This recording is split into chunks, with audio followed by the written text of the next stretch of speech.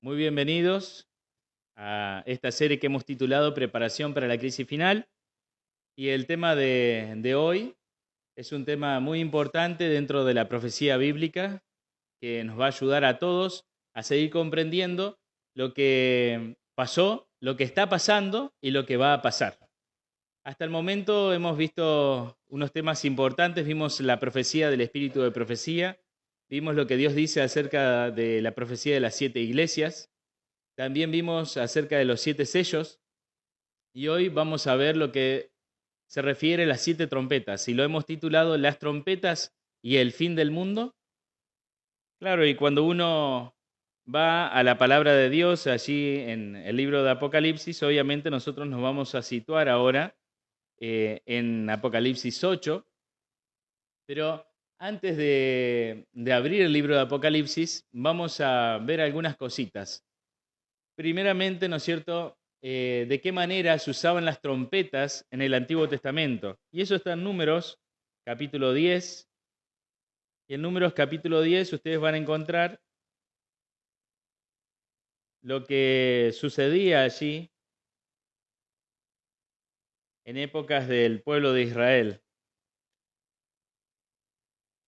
Números capítulo 10, versículos del 1 al 10. Entonces, allí cuando dice el Señor, le dice Jehová, habló a Moisés y le dijo: hazte 2 trompetas de plata forjadas a martillo, las harás, te servirán para convocar la congregación y para hacer mover los campamentos. Y allí sigue explicando, ¿no es cierto? Son para convocar a la congregación, para mover a los campamentos, ¿sí? Cuando las toquen, dice, toda la congregación se reunirá ante ti a la puerta del tabernáculo. Era también para convocar a la congregación a una reunión.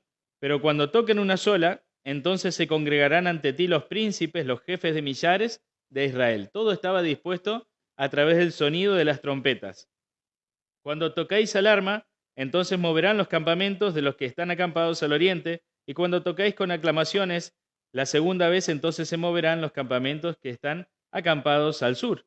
Con aclamaciones tocarán para sus partidas.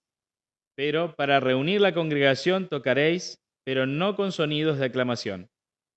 Los hijos de Aarón, los sacerdotes, tocarán las trompetas, las tendréis por estatuto perpetuo por vuestras generaciones. También las usaban, según el versículo 9, para ir a la guerra. También en los días de alegría, según el versículo 10, en los días solemnes, principios de mes, tocaréis las trompetas, para los holocaustos, para los sacrificios de paz. O sea, se tocaban mucho las trompetas. Por eso vemos esto, ¿no?, que está aquí. ¿Por qué lo vemos? Justamente para ir entendiendo el contexto, ¿no? Porque el Señor nunca deja algo librado al azar, y esto después nos va a servir también cuando pasemos al diagrama que tengo aquí, atrás mío, ese diagrama enorme que tengo aquí atrás mío, y lo vamos a estar viendo. Pero fíjense, en Levíticos, capítulo 23, también allí dice en qué otra ocasión especial se tocaba la trompeta. Levíticos capítulo 23, versículos del 23 al 28. Ahí encontramos que dice: habló Jehová a Moisés y le dijo: habla a los hijos de Israel y diles, el primer día del 7º mes tendréis día de descanso, una conmemoración al son de la trompeta y una santa convocación. Ningún trabajo de siervo haréis y presentaréis una ofrenda quemada a Jehová. Esto es lo que nosotros conocemos como el Rosh Hashaná, el principio, ¿no es cierto?, antes de que llegara el día de la expiación. Habló Jehová a Moisés, dice el versículo 26, y le dijo: a los 10 días de este 7º mes será el día de la expiación, tendréis santa convocación. Afligiréis vuestras almas y os presentaréis una ofrenda quemada a Jehová. Ningún trabajo haréis en este día, pues es día de expiación para reconciliaros delante de Jehová, vuestro Dios. Proféticamente nosotros estamos en el día de la expiación, pero vamos a verlo después con más detalle. Ahora, también había otro evento que era justamente si se tocaba en el Rosh Hashaná. ¿Se tocaba también en el día de la expiación? Sí. Aquí en el capítulo 25 del mismo libro, en el versículo 9, dice: entonces harás tocar fuerte la trompeta en el 7º mes, el día 10 del mes, el día de la expiación. Haréis tocar la trompeta por toda vuestra tierra. Así santificaréis el año 50 y pregonaréis libertad en la tierra a todos sus habitantes. Ese año os será jubileo, y volveréis cada uno a vuestra posesión, y cada cual volverá a su familia. Ahí se libertaban a los esclavos, y las tierras volvían a las personas para eliminar la pobreza, porque algunos por sus malos negocios llevaban a su familia a la pobreza, ¿no? Y a través de este sistema que tenía el Señor, podía ayudar a las personas a recuperar sus posesiones y a trabajar nuevamente la tierra. Y claro, y si uno se pone a pensar, ¿no es cierto? Nosotros queremos entrar también en ese día de jubileo en el cual el Señor nos va a libertar también de la esclavitud del pecado para siempre en esta tierra. Ahora, claro, nosotros tenemos que ir ahora al libro de Apocalipsis. Apocalipsis capítulo 8. En este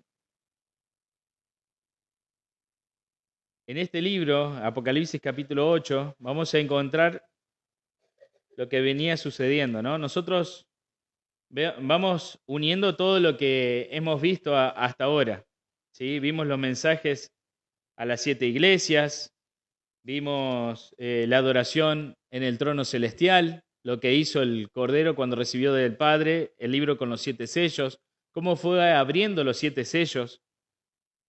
También llegamos al capítulo 7 y ahí están los 144.000 sellados. Y aunque no lo hemos visto en detalle, va justamente en consonancia con el sexto sello, y también tiene que ver, ¿no es cierto? Todo esto va unido a lo que vamos a ver el día de hoy. Cuando nosotros vimos el séptimo sello que se abrió en el cielo, en el capítulo 8, versículo 1, ahí nos dice, vamos a leer de los versículos 1 al 5, claro, para poder entender un poco esto. Dice, cuando abrió el séptimo sello se hizo silencio en el cielo como por media hora. Luego vi los 7 ángeles que estaban de pie ante Dios y se les dieron 7 trompetas. Otro ángel vino entonces y se paró ante el altar con un incensario de oro y se le dio mucho incienso para añadirlo a las oraciones de todos los santos sobre el altar de oro que estaba delante del trono. El humo del incienso con las oraciones de los santos subió de la mano del ángel a la presencia de Dios. Y el ángel tomó el incensario, lo llenó del fuego del altar y lo arrojó a la tierra, y hubo truenos, voces, relámpagos y un terremoto. Claro, cuando uno lee esto, tiene que ver de que, como yo les venía explicando desde que comenzamos, Apocalipsis siempre va a hacer un resumen, va a presentar los hechos generales y después va a desarrollar lo que está presentando. Ahora fíjense que se presenta aquí en los versículos del 1 al 5 el séptimo sello, ¿sí? Lo cual no está sucediendo en esto que estamos leyendo, sino que está el séptimo sello. Aparecen los 7 ángeles que están de pie, con las 7 trompetas. Después uno que viene con el incensario de oro, las oraciones de los santos. ¿Se acuerdan que en el capítulo 6 habíamos leído sobre el quinto sello, en donde los hijos de Dios rogaban al Padre, ¿no es cierto?, en esa visión, de que fueran atendidas, ¿no es cierto?, sus ruegos y vengar su sangre. Obviamente los muertos no están orando, ¿no?, por lo que enseña la palabra de Dios, es simplemente una visión figurativa. Es una metáfora. Ahora, cuando nosotros encontramos aquí, dice que, claro, es todo lo que tiene que ver con el santuario. Tiene que ver justamente con una escena de santuario, una escena de juicio, las oraciones de los santos y después la culminación de las oraciones a través del fuego del altar, ¿no es cierto? Y el incensario que cae a la tierra. En ese momento, claro, cuando el incensario cae a la tierra, nosotros tenemos que ver qué significa todo esto. ¿A qué se está refiriendo? Claro, y aquí es donde nosotros tenemos que darnos cuenta, ¿no? Aquí cuando arroja el incensario a la tierra es cuando termina el juicio investigador. O sea, en pocos versículos hace lo mismo que hace Daniel en Daniel capítulo 7. Si vos querés corroborarlo, fíjate que en Daniel capítulo 7 también hay cositas como esta, como pequeños trailers que resumen, ¿no es cierto?, lo que vendría después. Daniel capítulo 7, ahí en tu Biblia, obviamente siempre para estas clases necesitas tu Biblia, si no es difícil de entender porque vamos de un lugar para el otro en la Biblia. Ahora, fíjate vos que en el capítulo 7, versículos 17 y 18 dice, estas 4 grandes bestias son 4 reyes que se levantarán en la tierra. Después recibirán el reino los santos del Altísimo y poseerán el reino hasta el siglo, eternamente y para siempre. Esto es un resumen de 2 versículos en los cuales pasan todas las bestias que tienen que ver con Babilonia, Medo-Persia, Grecia, Roma. Aparece también el papado. Y fíjense qué interesante, ¿no? Porque el solo 2 versículos no explica el desarrollo de todo, sino que después va a ir explicando. A los versículos a continuación va a ir explicando el tema de la bestia terrible que había visto, la cuarta bestia, y allí después va a explicar quién es el cuerno pequeño. Y después explica qué cosa, la acción de Cristo en el santuario celestial, cuando Él se sienta en el lugar del Padre, en el trono, y comienza el juicio y le quita al papado, le quita el poder que tenía sobre los hijos de Dios. ¿Cuánto tiempo tuvo poder el papado sobre los hijos de Dios? 1260 años, 42 meses. Entonces, o tiempo y la mitad de un tiempo. Claro, entonces nosotros vamos a ir viendo cosas como esta y las vemos en Apocalipsis seguido. Y sí, mira, si querés, fíjate, en Apocalipsis capítulo 12, vamos a ver algo parecido a lo que vimos en el capítulo 8. Capítulo 12, versículo 1 dice, apareció en el cielo una gran señal, una mujer vestida del sol con la luna debajo de sus pies y sobre su cabeza una corona de 12 estrellas. Estaba encinta y gritaba con dolores de parto en la angustia del alumbramiento. Claro, esta es la iglesia de Dios, que está parada sobre la palabra de Dios, vestida del sol, vestida de Jesucristo. Pero vos fíjate que está hablando de la iglesia de Dios y después se va hacia el pasado, hacia el comienzo del pecado, que justamente es la otra señal. Dice, otra señal también apareció en el cielo, un gran dragón escarlata que tenía 7 cabezas y 10 cuernos, y en su cabeza, ¿qué tenía? Tenía 7 diademas. Su cola arrastró la tercera parte de las estrellas del cielo y las arrojó sobre la tierra, y el dragón se paró frente a la mujer que estaba para dar a luz, a fin de devorar a su hijo tan pronto como naciera. Si vos prestás atención, vas a ver que lo primero que ocurre es la acción en el reino de los cielos, cuando Satanás, como Lucifer, se revela y Jesús lo echa del reino de los cielos y Satanás arrastra la tercera parte de los ángeles. Y después se crea el mundo y después se crea la iglesia y todo eso, ¿no es cierto? O sea, y claro, pero acá, ¿qué está haciendo? Está haciendo un resumen con con 2 grandes eventos, con 2 enemigos, por así decirlo, la iglesia de Dios y el gran dragón, Satanás. Y entonces, claro, cuando vos seguís leyendo el versículo 5, dice, ella dio a luz un hijo varón que va a regir a todas las naciones con vara de hierro, y su hijo fue arrebatado a Dios y para su trono. O sea, Jesús está rigiendo a las naciones, pero todavía no las rige con vara de hierro porque eso es justamente en la segunda venida de Cristo. Ahora es interesante porque la segunda venida de Cristo está antes de ser arrebatado al reino de los cielos. O sea, no está en orden, sino que te presenta todo en un resumen. Y después te dice el versículo 6, la mujer huyó al desierto donde tenía un lugar preparado para Dios para ser sustentada allí por 1260 días. Esos son los 1260 años de persecución de la iglesia. Y cuando vos pensaste que, bueno, ahí con qué va a seguir, y bueno, entonces ahí vuelve al comienzo de todo y te ordena todos los sucesos. En el versículo 7 te vuelve a decir, ¿no es cierto?, de que entonces hubo una guerra en el cielo, Miguel y sus ángeles luchaban contra el dragón, luchaban el dragón y sus ángeles. Y ahí te explica por qué fue echado Satanás del cielo. Porque estaban luchando, entonces no se halló más lugar para ellos y Jesús los venció. Ahora, ¿entendés cómo es esto de los resúmenes? Como el que tenemos, volvemos ahora al capítulo 8, ¿sí? Porque justamente es algo que nosotros tenemos que entender en el desarrollo de la profecía.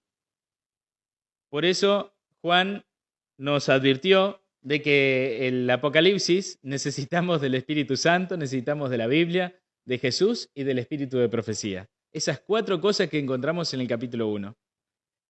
Ahora, es interesante cuando nosotros vemos estos detalles de la introducción.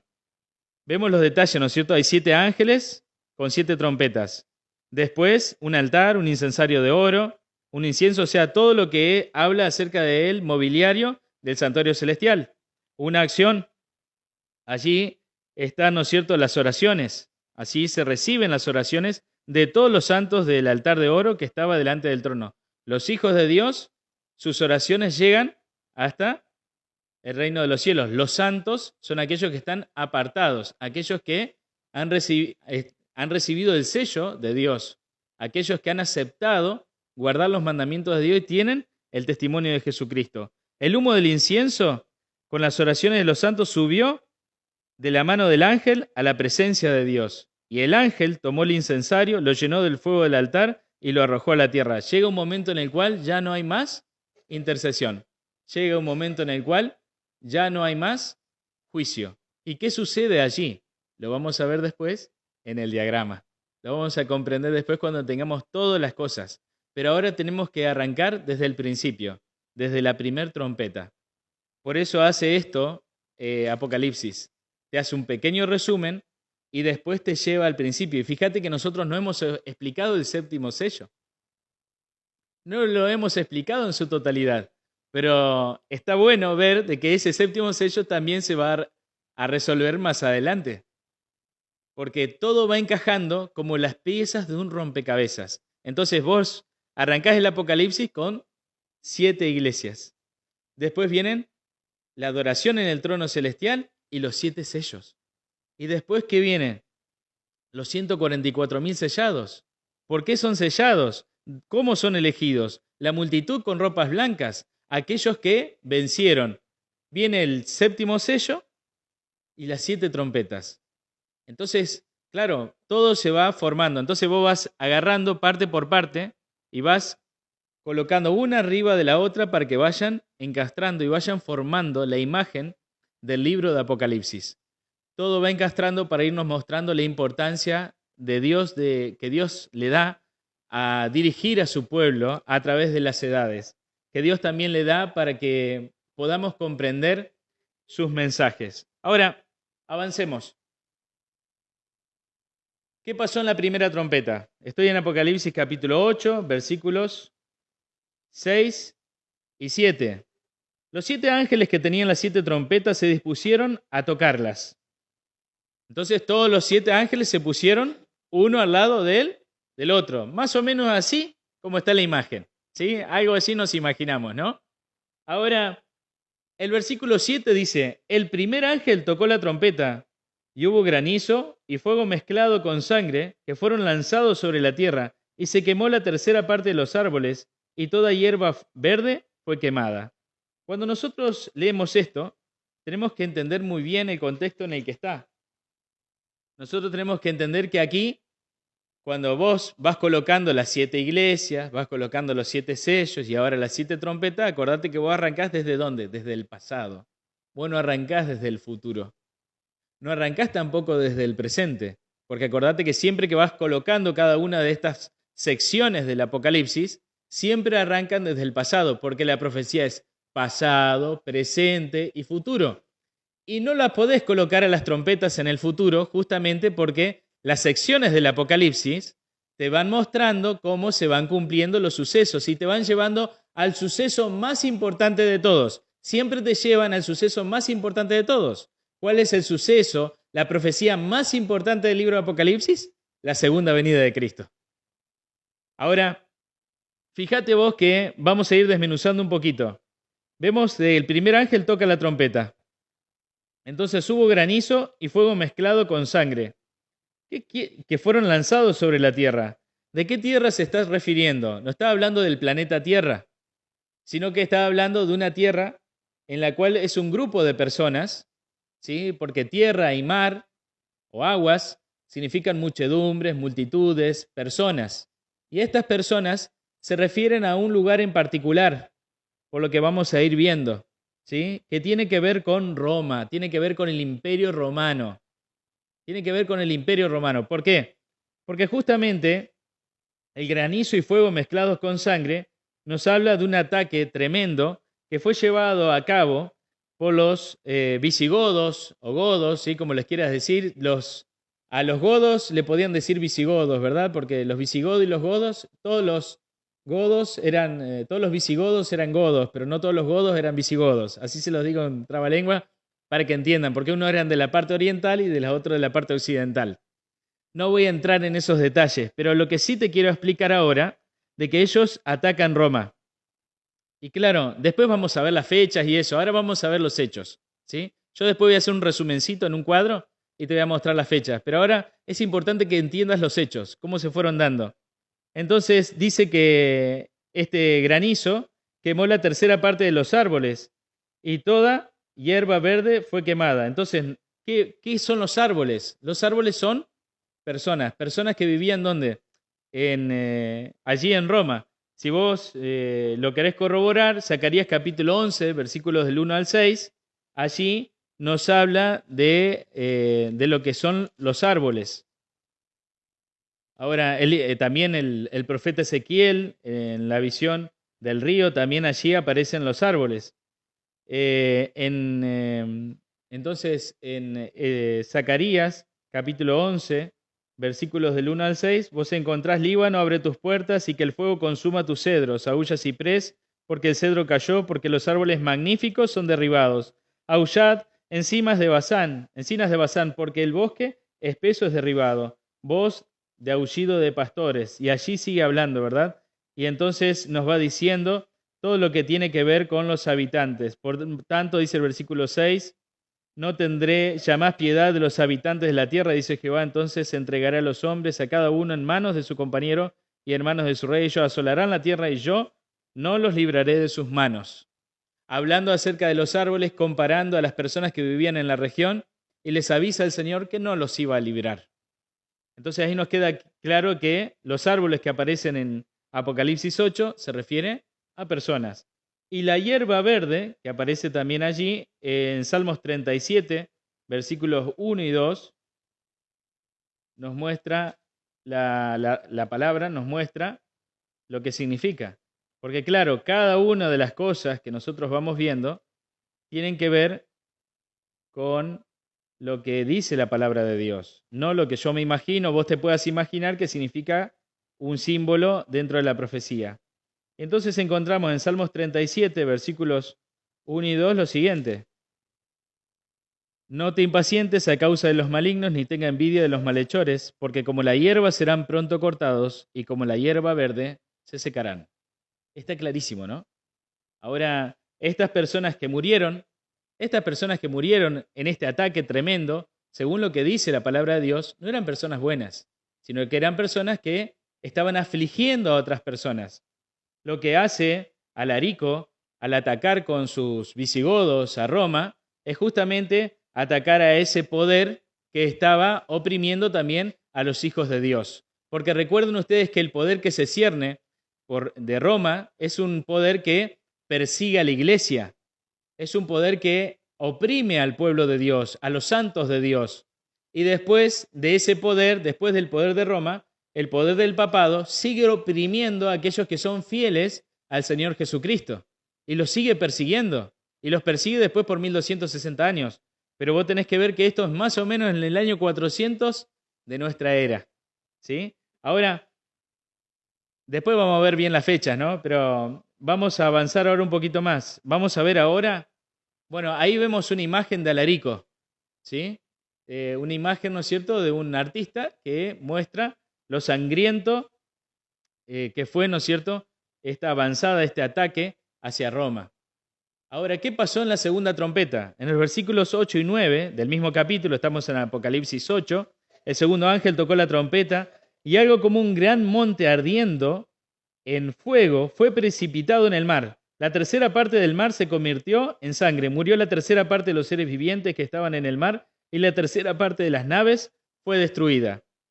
Aquí estamos viendo a un reino, ¿sí? Un gran monte. Recuerden que los montes son reinos dentro de la profecía, tanto en el Antiguo Testamento como en el Nuevo Testamento. Los montes son reinos. Y este gran monte ardiendo en fuego fue precipitado en el mar. ¿En dónde?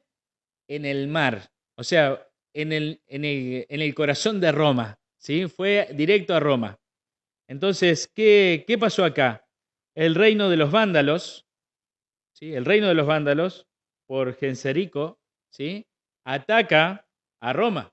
¿Sí? Ahí vemos una imagen de un artista que plasma, ¿no es cierto?, este ataque. Es un ataque también marítimo donde destruye la tercera parte de las naves que tenía Roma. Recuerden que Roma tenía no solamente ejército en tierra, sino que también ejército marítimo. y en este momento Roma se ve avasallada por esta tribu bárbara, ¿verdad? Que lo ataca. Recuerden ustedes que Roma no cae de un día para el otro, sino que los diferentes ataques de las tribus bárbaras lo van debilitando. Y entonces va perdiendo fuerza de a poco. Ahora, por eso es que están estas trompetas para mostrarnos de cómo el Señor ataca al enemigo del pueblo de Dios, al mayor enemigo del pueblo de Dios, comandado por Satanás. ¿Sí? Son personas que se dejan guiar no por el Espíritu Santo, sino por el otro espíritu. Ahora, pasemos a la siguiente trompeta. ¿Qué pasó en la tercera trompeta? Estamos en el capítulo 8, versículos 10 y 11. El tercer ángel tocó la trompeta y cayó del cielo una gran estrella ardiendo como una antorcha. Cayó sobre la tercera parte de los ríos y sobre las fuentes de las aguas. El nombre de la estrella es Ajenjo. La tercera parte de las aguas se convirtió en ajenjo y muchos hombres murieron a causa de esas aguas porque se volvieron amargas. Aquí nosotros estamos viendo la aparición de una gran estrella ardiendo. O sea, alguien que brillaba dentro de la historia, alguien que era muy conocido dentro de la historia. Este no es otro que Atila el Huno. Y este hombre devastó Europa desde el río Volga hasta el río Danubio. Fue algo impresionante lo que hizo Atila. Fue alguien formado también en el pensamiento de Roma, pero no le interesaba Roma, él quería conquistar, él quería avanzar. Él se hacía llamar el azote de Dios. Y él solía decir que donde sus caballos pisaban, no volvía a crecer el pasto. Este Atila el Huno, ¿sí? El Señor lo llama ajenjo, amargura. ¿Sí? Eso es lo que significa ajenjo, amargura. Y claro, muchos hombres murieron por la mano de Atila el Huno y Roma se vio aún más fragmentada. Ahora, sigamos avanzando. Bueno, les muestro una imagen de Atila, ¿sí? Algo como se lo imaginan, ¿no es cierto? Hay algunos retratos, algunos bocetos, ¿sí? Más viejos, pero bueno, algo más o menos como se lo imaginan. Algunos sí lo retrataron. Ahora veamos qué pasó en la cuarta trompeta. Apocalipsis 8:12. El cuarto ángel tocó la trompeta y fue herida la tercera parte del sol, la tercera parte de la luna y la tercera parte de las estrellas para que se oscureciera la tercera parte de ellos y no hubiera luz en la tercera parte del día y asimismo en la noche. Claro, y cuando nosotros vemos esto, tenemos que ver esta imagen. ¿Quién es este que aparece en la imagen? Bueno, primeramente tenemos que explicar algo. Cuando hablamos del sol, la luna y las estrellas, en esta profecía se está refiriendo al emperador que se hacía autoproclamar el sol, ¿sí? La luna era justamente su senado, ¿no es cierto? Los que estaban allí, los senadores, y las estrellas eran los cónsules. Así se autodenominaban. Y es interesante porque, claro, en esta imagen nosotros vemos al emperador inclinándose, no arrodillándose porque no se arrodillaba, pero después los demás, los senadores y los cónsules, rindiéndole pleitesía al que los conquistó, ¿verdad? Que fue Odoacro, ¿sí? Y el emperador que ustedes ven allí es nada más y nada menos que Rómulo. Esto sucedió en el 476 después de Cristo. Fue hasta allí el imperio romano. Fue hasta allí que fue todo el desarrollo de este gran imperio. Y aquí, ¿no es cierto?, en esta debacle del imperio, el imperio fue cayendo cada vez más. Ya no era lo que era antes. Y claro, aquí es donde nosotros vemos después en la historia donde surge otro poder de los 7, ¿verdad? Uno que iba a dominar a las tribus bárbaras, que era justamente el papado, ¿no? El cuerno pequeño. ese que iba a dominar al resto y que destruye a otros 3 en el proceso, de lo cual ya hablamos antes y no me voy a referir a eso. Ahora, si ustedes prestan atención, hay un anuncio de 3 ayes en el versículo 13. Y cuando hay los 3 ayes, ¿verdad? Es justamente, es por algo. Y dice así: miré y oí un ángel que volaba en medio del cielo y decía a gran voz: ay, ay, ay, de los que habitan en la tierra a causa de los otros toques de trompeta que están para tocar los 3 ángeles. Los 3 ayes están relacionados directamente, según lo que dice el versículo, con los 3 toques de trompeta que continúan después de este. O sea, la quinta trompeta, la sexta trompeta y la séptima trompeta. Recuerden ustedes que ya explicamos aquí que nosotros vivimos en la séptima trompeta. Esa trompeta comenzó a tocarse en 1844, así que ahora tenemos que unirla junto con las otras 2 trompetas que vamos a ver ahora. Y que son muy interesantes estas trompetas porque forman una parte muy importante de la historia de la humanidad para poder entender hoy lo que está sucediendo también en Medio Oriente. Porque si usted no entiende las trompetas, usted no entiende por qué está pasando lo que está pasando en Medio Oriente. Ahora, no quiere decir esto que tenga una relación directa, pero sí es una relación indirecta para formar lo que ahora vamos a ver. Vamos a ver ahora qué pasó con la quinta trompeta. Dice el versículo, estamos en el capítulo 9 de Apocalipsis, versículo 1. El quinto ángel tocó la trompeta y vi una estrella que cayó del cielo a la tierra y se le dio la llave del pozo del abismo. Abrió el pozo del abismo y del pozo subió humo como humo de un gran horno, y el sol y el aire se oscurecieron por el humo del pozo. Del humo salieron langostas sobre la tierra y se les dio poder como el poder que tienen los escorpiones de la tierra.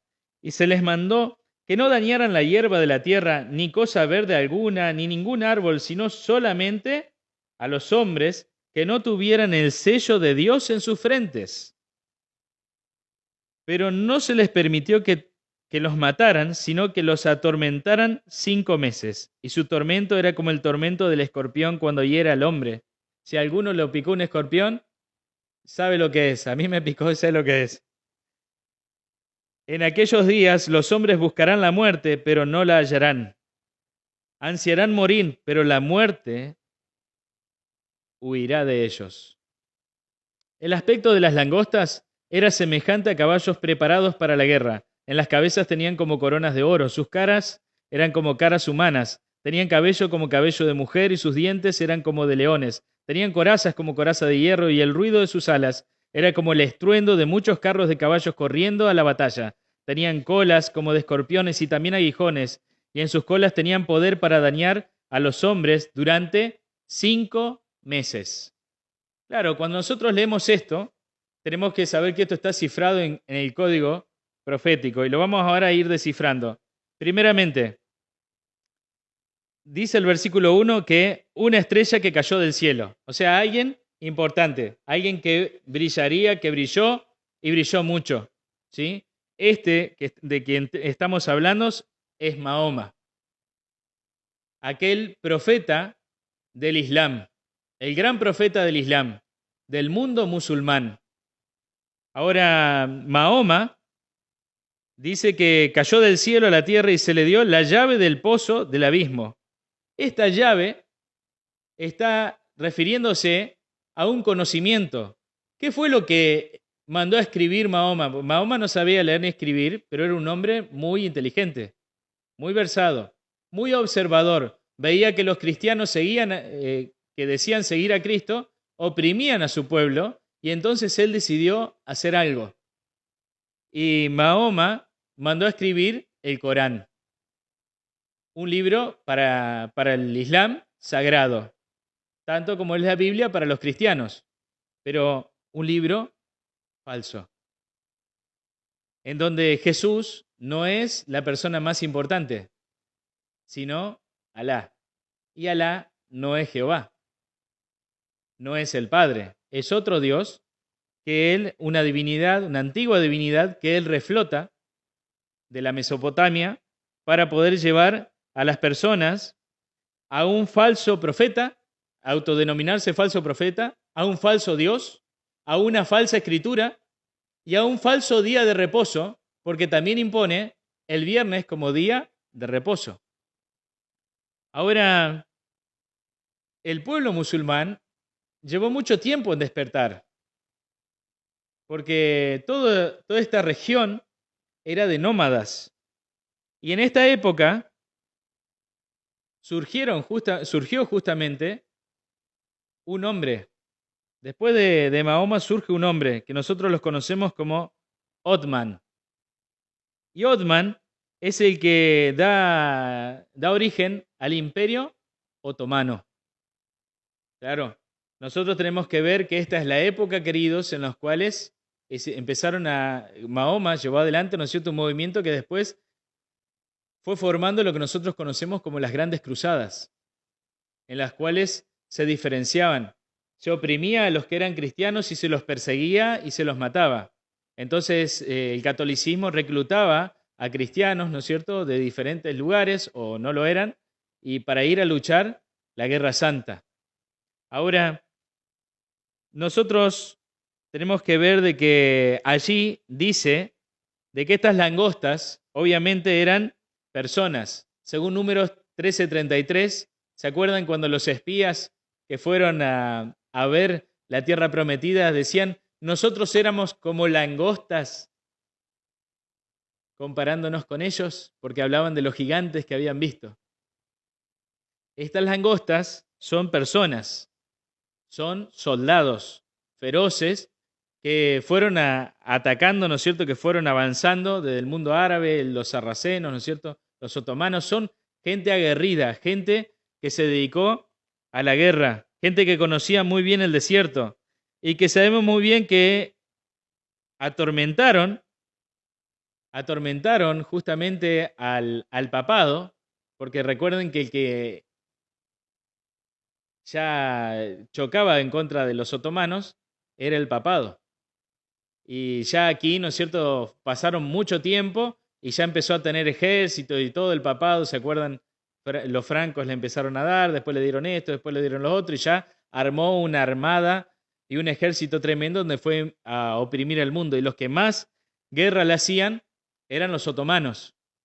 Y si nosotros vemos durante cuánto tiempo los oprimieron, son 5 meses. Claro, y nosotros tenemos que ver que en Ezequiel 4:6, a veces mi dislexia puede ser que funcione al revés, puede ser 6:4 también, a veces la memoria me traiciona.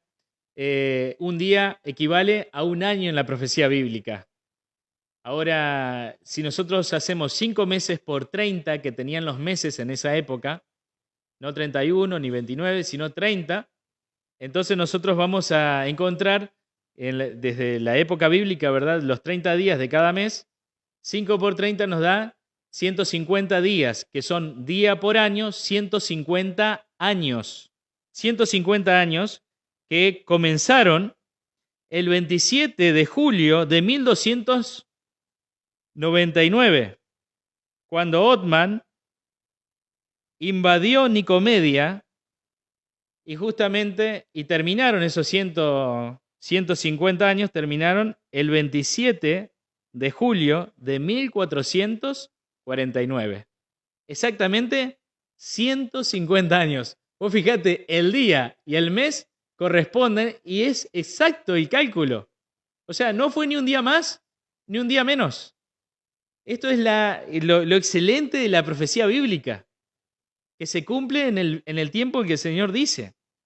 Ahora, 5 meses, donde en el versículo 11, ¿no es cierto?, dice, sobre ellos tienen como rey el ángel del abismo, cuyo nombre en hebreo es Abadón y en griego es Apolión. Según Proverbios 15:11, hablando de Abadón, y según Job 26:6, hablando de Apolión, nosotros tenemos ahí dos nombres que significan sepulcro. Entonces estos nombres, estas personas, ¿no es cierto?, o sea, el castigo era la mortandad, llevaron a muchas personas a la muerte.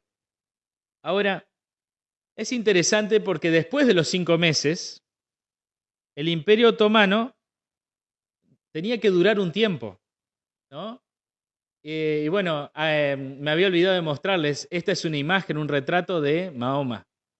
¿Sí? Si alguien nunca lo había visto, este es un retrato de Mahoma, que, que a veces lo han ridiculizado en redes o algo, y no es cierto, y musulmanes han atacado a esos lugares que los ridiculizaban, ¿no? Que no estaba bien, ¿no? Ahora, este es Othman, ¿sí? En algunos libros puede aparecer como Osman, ¿sí? Pero este fue el que dio origen al Imperio Otomano, para que lo vayan viendo, ¿no es cierto?, un poquito en lo que son los retratos de la época. Esto que están viendo es una foto de un cuadro, ¿sí? Ahora, ¿qué pasó en la sexta trompeta? Y claro, nosotros vemos de que en el versículo 12 nos aclara lo que habíamos leído en el 8:13 sobre los ay, ¿sí? Había pasado la quinta trompeta y pasó el primer ay, dice. Pero vienen aún 2 ayes después de esto, o sea, quedaban 2 trompetas. El sexto ángel tocó la trompeta y oí una voz de entre los 4 cuernos del altar de oro que estaba delante de Dios, la cual decía al sexto ángel que tenía la trompeta: desata a los 4 ángeles que están atados junto al gran río Éufrates. Y fueron desatados los 4 ángeles que estaban preparados para, y presten atención, la hora, día, mes y año, a fin de matar la tercera parte de los hombres. Recuerden esa frase: hora, día, mes, año. Esta es una frase profética que ahora la vamos a desmenuzar. Y el número de los ejércitos de los jinetes era de 200 millones. Yo hice un número, así en visión, los caballos y sus jinetes, que tenían corazas de fuego y zafiro y azufre. Las cabezas de los caballos eran como cabezas de leones, y de sus bocas salía fuego, humo y azufre. No es el mismo ejército que vimos en la quinta trompeta. Por estas 3 plagas fue muerta la tercera parte de los hombres, por el fuego, el humo y el azufre que salía de sus bocas. Pues el poder de los caballos estaba en sus bocas y en sus colas, porque sus colas semejante a serpiente tenían cabeza y con ellas dañaban. Los demás hombres, los que no fueron muertos con estas plagas, ni aun así se arrepintieron de las obras de sus manos, ni dejaron de adorar a los demonios y a las imágenes de oro, plata, bronce, piedra y madera, las cuales no pueden ver, ni oír, ni andar. Ni se arrepintieron de sus homicidios, ni de sus hechicerías, ni de su fornicación, ni de sus robos.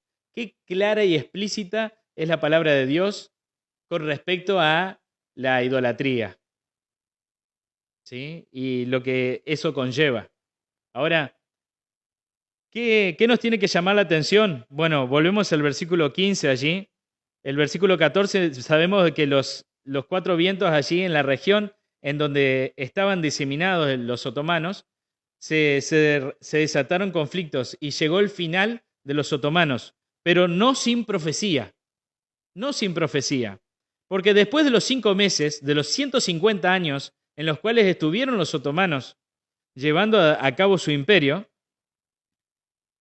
dice que el imperio otomano tenía fecha de caducidad. ¿Y cuánto es eso? 1 hora, 1 día, 1 mes. Hora, día, mes. ¿Sí? Y año. ¿Sí? Entonces ahí nosotros vamos viendo. No voy a hacer toda la cuenta porque si no va a ser largo, ¿verdad? Pero llevando el método de día por año y haciendo las divisiones y todo, hágalo después en su casa, no hay problema.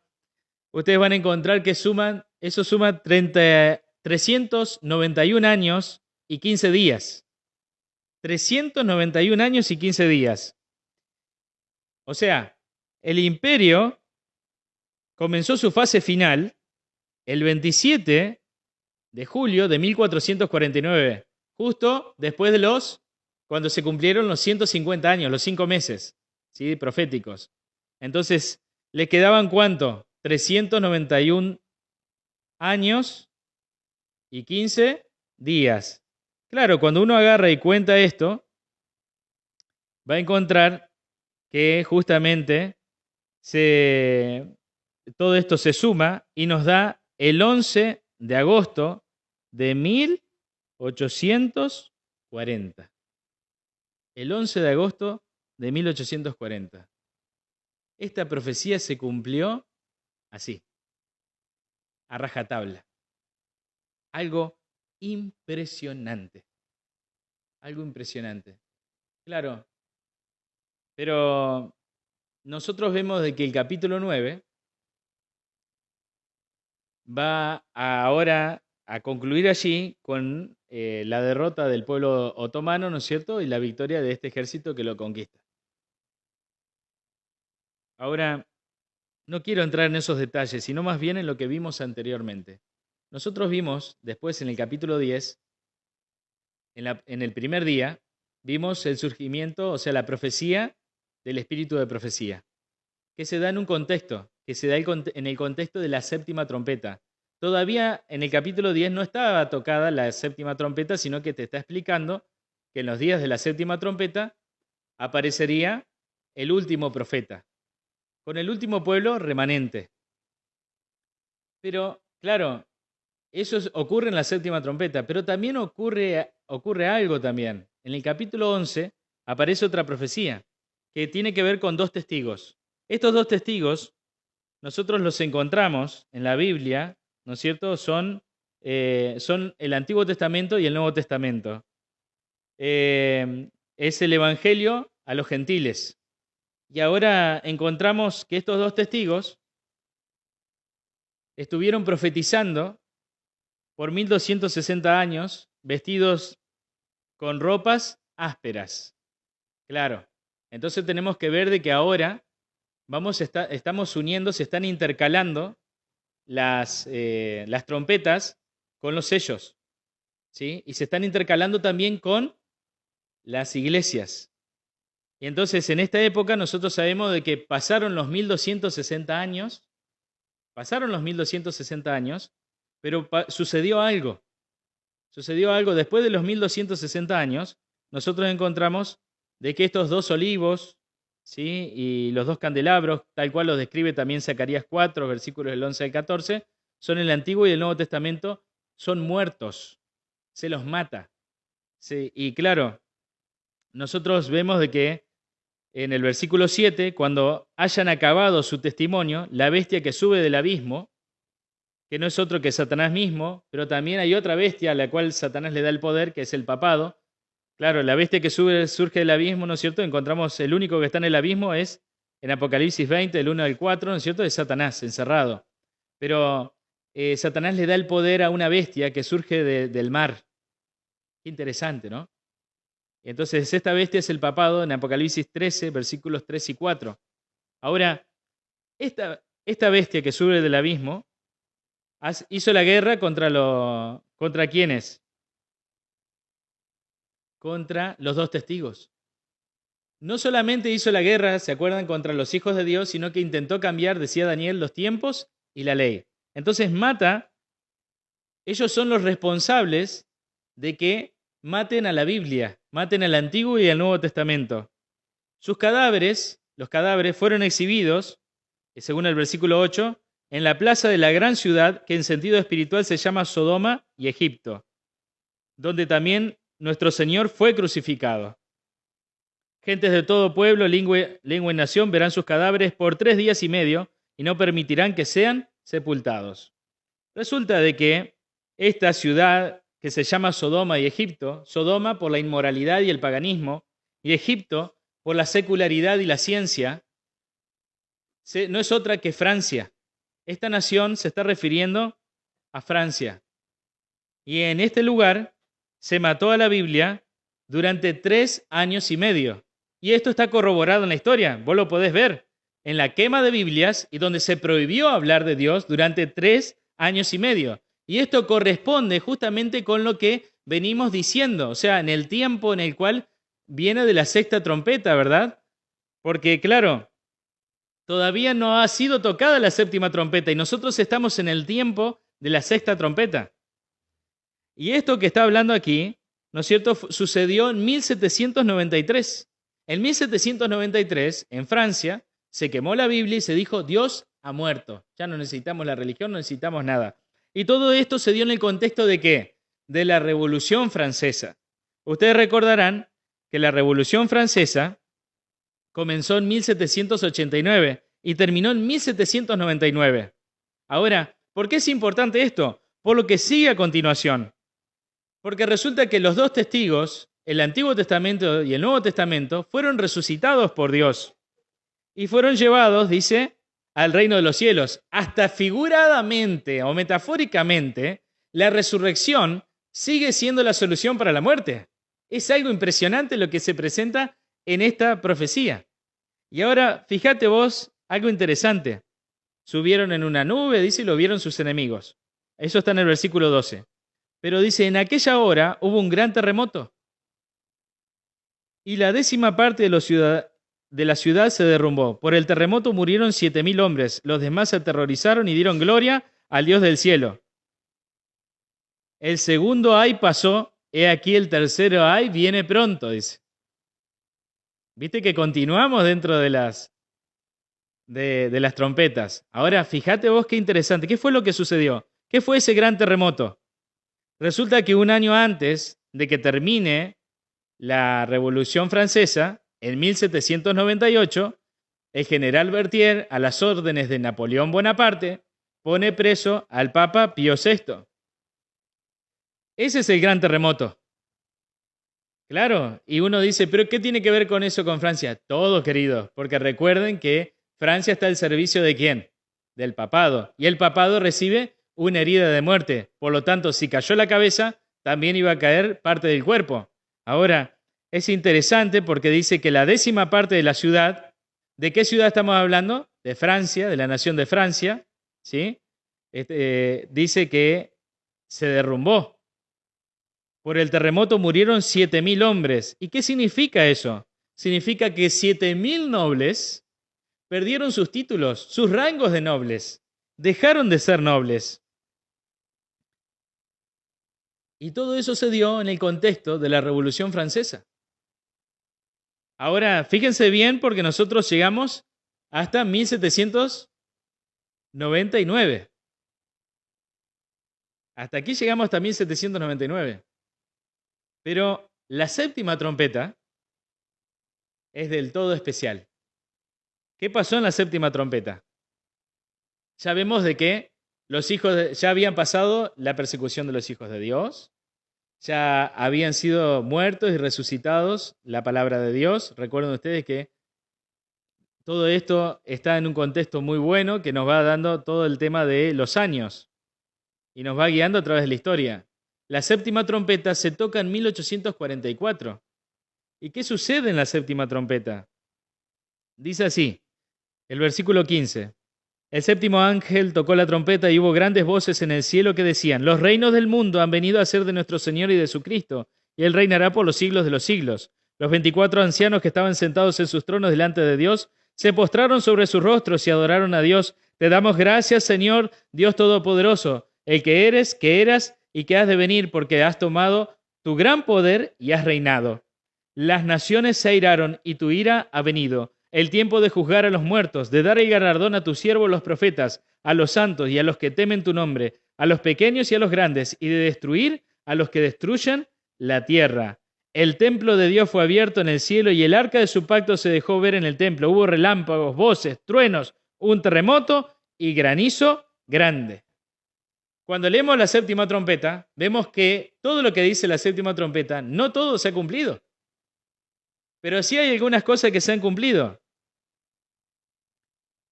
Cuando dice el tiempo de juzgar a los muertos, ¿qué sucede en la 7ª trompeta? En la 7ª trompeta Jesús pasa del lugar santo al lugar santísimo, como ya explicamos en la profecía del espíritu de profecía. También en la 7ª trompeta ocurren todas estas cosas que pasan aquí. Dar el galardón a tus siervos los profetas, a los santos y a los que temen tu nombre. El galardón todavía no lo tenemos, porque he aquí que vengo pronto y mi galardón conmigo, para recompensar a cada uno según sean sus obras, dice el Señor Jesucristo. Pero el galardón todavía no ha sido otorgado porque el Señor Jesucristo no ha venido. Esto no se ha cumplido. Y de destruir a los que destruyen la tierra. En la segunda venida de Cristo, el Señor destruirá a los que destruyen a los hombres. ¿Y esos quiénes son? Según Apocalipsis capítulo 19, son la bestia y el falso profeta. que tienen un laguito especial de fuego y azufre para ellos, según el capítulo 19 de Apocalipsis. Ahora, el templo de Dios fue abierto en el cielo, y el arca de su pacto se dejó ver en el templo. Hubo relámpagos, voces, truenos, un terremoto y grande granizo. Esto quiere decir algo, queridos. Quiere decir que el Señor va a reivindicar sus 10 mandamientos nuevamente. ¿Cuándo va a hacer eso? Un poco más adelante, pero lo vamos a ver después en el diagrama que tenemos aquí. Es interesante de ver que el Señor va a reivindicar sus mandamientos, los va a volver a mostrar tal cuales son. Y eso no es una metáfora, es algo que en la profecía es algo literal. Ahora, aquí ustedes pueden ver, no sé si se alcanza a ver bien, el resumen de lo que acabamos de ver. Yo no lo alcanzo a ver en la otra pantalla, pero si ustedes me tienen paciencia, dice, aquí, ¿no es cierto?, está la primera trompeta, la invasión del norte, ¿no es cierto?, contra Roma occidental por los visigodos. Entrada en Cartago por Alarico. Esto es Apocalipsis 1, del 1 al 7, 8 del 1 al 7. La segunda, esto va del 410 al 421, al 428. Del 428 al 451 está el ataque naval, aquí, ¿no es cierto?, está el ataque naval contra Italia por los vándalos. ¿Quién está? Genserico y Apocalipsis 8, del 8 al 9. El imperio occidental en la tercera trompeta, atacado por los hunos, Atila el Huno, y esto es la caída de Roma occidental. Después encontramos más adelante la cuarta trompeta, que va en este periodo de tiempo, del 453 al 476. El último emperador romano es destronado por los cérulos. Odoacro, esto sucede en el 476. Odoacro es el que depone a Rómulo, y esto ocurre en Apocalipsis 8, versículos 12 y 13. Ahora aparece en la quinta trompeta el primer ay, la conquista de los sarracenos, Mahoma, el Imperio Otomano. Todo sucede aquí en la quinta trompeta. Fíjense dónde estamos ya ubicados. Ahora, el segundo ay de la sexta trompeta es vaticinado a través de los turcos otomanos que conquistan el Imperio Bizantino. 4 sultanatos, Alepo, Iconio, Damasco y Bagdad. ¿Sí? Esta es la caída de Roma oriental. Pero sabemos muy bien que estos llegan a su final también. Llega al final el Imperio Otomano. ¿Sí? Aquí llega al final el Imperio Otomano. Ahora, el tercer ahí en la séptima trompeta es el misterio de Dios será concluido. ¿Sí? Porque justamente termina la profecía de los 2300 años, comienza el juicio investigador y nosotros encontramos aquí la preparación para el Armagedón. ¿Qué es el Armagedón? ¿Les gustaría saber? Bueno, a mí también. Lo vamos a ver después en el diagrama grandote que tenemos aquí, porque lo tenemos que ubicar, porque si no así es dificilísimo poder ubicar todos los eventos que quedan de aquí para adelante. Ahora, aquí nosotros encontramos la caída del mundo y el regreso de Cristo. Aquí es donde la piedra golpea la base de la estatua. Estos son nuestros días, queridos. Esta es la trompeta en la cual nosotros vivimos, que fue empezada a tocarse en 1844. Y esta trompeta es justamente la más importante de todas, porque es la trompeta de la liberación del pueblo de Dios. Es la trompeta que anuncia ¿qué cosa? El jubileo del pueblo, la liberación. El día del Señor, el día de la expiación, está por concluir. Está por terminar el juicio de Dios. Ahora, ¿sabemos cuándo ha de suceder? No, no lo sabemos. No lo sabemos, pero sí tenemos que ver las señales. Y para eso de eso vamos a hablar mañana. Pero queda una trompeta todavía por ser tocada. Y esta trompeta me encanta. Esta es la mejor de todas las trompetas. Esta trompeta, o sea, no es de las 7 que ya vimos, sino que es la mejor de todas las trompetas. que pertenece a la profecía más importante de la Biblia. Porque justamente en la Biblia se nos advierte acerca de que se tocará la trompeta. Claro, todas las trompetas han sido tocadas. Y la séptima trompeta está tocando, sí, es claro. Pero cuando el Señor Jesucristo venga y aparezca en gloria y majestad, dice el apóstol Pablo, y me encanta la vehemencia y la locura de Pablo, con lo cual lo dice. Porque no lo dice, viste, como alguien apocado, decaído, como alguien que está apesadumbrado o que está con miedo de ese día. No, lo dice con ardor, lo dice con amor, lo dice justamente con esa fuerza que tiene que tener el Evangelio en estos días. Y me encanta cómo lo dice. Estoy leyendo 1 Corintios 15, 51. Os digo un misterio. No todos moriremos, pero todos seremos transformados. Claro, porque va a haber personas vivas al momento del regreso de Cristo. Y tanto los que son resucitados y los que estén vivos van a ser transformados.